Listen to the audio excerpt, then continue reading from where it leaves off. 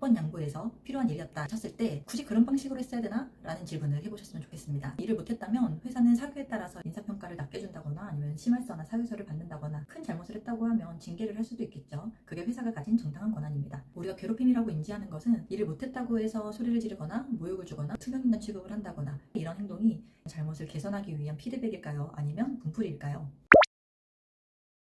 안녕하세요. 괴상한 상담소 문가람 노무사입니다. 지난 시간에 업무상 적정 범위, 특히 필요성에 대한 부분을 살펴봤는데 오늘은 적절성에 대한 얘기를 해보겠습니다. 적절성을 확인하기 위해서 100번 양보해서 필요한 일이었다 쳤을 때 굳이 그런 방식으로 했어야 되나? 라는 질문을 해보셨으면 좋겠습니다. 일을 못했다면 회사는 사규에 따라서 인사평가를 낮게 준다거나 아니면 심할서나 사유서를 받는다거나 큰 잘못을 했다고 하면 징계를 할 수도 있겠죠. 그게 회사가 가진 정당한 권한입니다. 나에게 책임 있는 사유로, 예를 들어서 지각을 했다거나 업무상 실수를 했다 이런 이유로 인사고과를 낮게 받고 혹은 심할서를 썼고 아니면 징계를 받았다고 해서 이걸 직장 내 괴롭힘이라고 주장하는 근로자는 없을 거예요. 주장을 한다고 해서 당연히 직장 내 괴롭힘으로 인정되지도 않을 거고요. 우리가 괴롭힘이라고 인지하는 것은 일을 못했다고 해서 소리를 지르거나 모욕을 주거나 투명인간 취급을 한다거나 이런 언행들을 했을 때죠. 이 두 번째 필터는 더 나은 방법에 대한 얘기입니다. 그 방법 말고도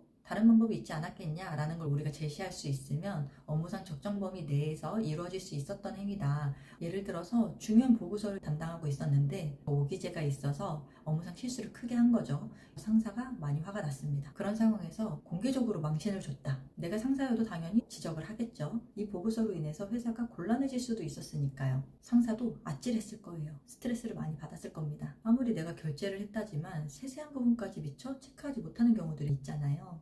놀란 가슴을 부여잡고 상사가 이에 대한 책임을 묻고 싶을 때 어떻게 했어야 됐을까요? 정말 보고서를 잘못 썼다고 하면 보고서를 처음부터 다시 써와라 라고 지시를 했을 수도 있고 왜 오기자가 있었는지 재발하면 안 되니까 사유서를 써와라 라고 지시를 할 수도 있죠. 그냥 넘어갈 수 없는 사안이라고 생각이 들면 인사조치를 요구할 수도 있었을 겁니다. 아니면 정말 잘 관리를 해야 되겠다, 지적을 제대로 해야 되겠다 라고 생각이 들었으면 조용히 회의실로 부른다든지 아니면 이메일로 잘못한 걸 요목조목 정리해서 보낼 수도 있었을 거예요. 그럼에도 상사는 20평 남짓한 사무실에서 모든 구성원이 들릴 정도로 쩌렁쩌렁 얘기를 하면서 왜 이딴 식으로 일을 했냐 라고 고함을 지른 거죠. 상사의 이런 행동이 잘못을 개선하기 위한 피드백일까요? 아니면 분풀이일까요? 직장 내 괴롭힘 피해자분들이 호소하는 증상 중에 하나가 실수를 연발하는 거예요. 직장 내 괴롭힘 피해를 계속 당하다 보면 평상시에 긴장도가 올라가죠. 내가 언제 또 피해를 당할지 모르니까. 그러다 보면 당연히 시야가 좁아지고 그러면서 업무상 실수도 늘어나게 됩니다.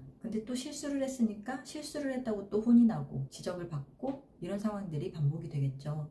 실수를 했다고 혼나면 실수가 줄어드나요? 우리 어릴 때 받아쓰기에서 틀린 거 꼭 또 틀리는데 왜 저번에 틀린 걸 또 틀렸어? 엄마가 혼낸다고 다음에는 안 틀릴 수 있나요? 그런 충격요법은 한계가 있어요. 행동을 교정하는 데 있어서 무조건적으로 효과적인 방법이 아니거든요. 정말 실수를 줄이려면 그 실수가 발생한 원인을 정확하게 지적을 해주고 이 실수를 발생시키지 않기 위한 방법을 알려줘야 되죠. 만약에 가능하다고 하면 구조적으로 혹은 시스템적으로 그런 실수가 발생하지 않는 방식을 채택하면 됩니다. 그럼에도 개선되지 않는다고 하면 그 개인에게 사유서든 인사조치 등 책임을 물을 수도 있는 거죠. 행위자는 이렇게 효과적인 방법들을 납두고 상대한테 모욕감을 주거나 수치심을 주는 본인에게 가장 편한 방법을 선택했습니다. 누구의 잘못이 먼저였다라는 말로 면피될 수 있는 행동이 전혀 아니라고 생각합니다. 그저 관리자로서 관리자의 역할을 제대로 못한 거고 혹은 인격적인 결함이었을 수도 있고 아니면 본인이 게을렀던 거죠. 이것보다 더 내가 마음을 쓰고 아니면 내가 정신적으로 감정적으로 노력을 해서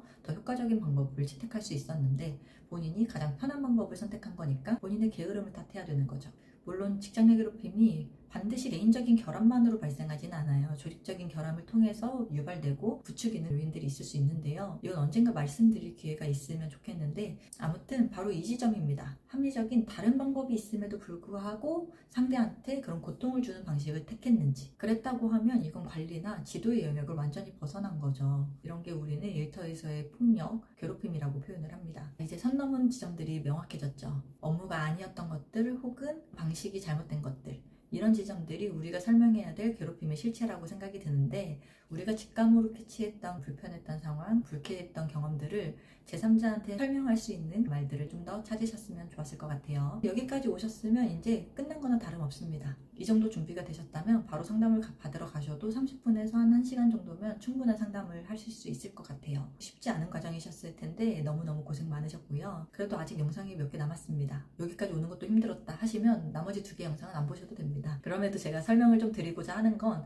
앞에서 내가 아무리 찾고자 해도 선명해지지 않았던 부분들이 있다고 하면 이 다음 단계를 통해서 좀 더 선명하게 만들 수 있을 것 같아서 이 부분을 같이 설명드리고 싶은데요. 이 지도의 마지막 입체감을 주는 작업인데 아직 에너지가 남아있으시다고 하면 다음 영상에서 또 뵙겠습니다. 감사합니다.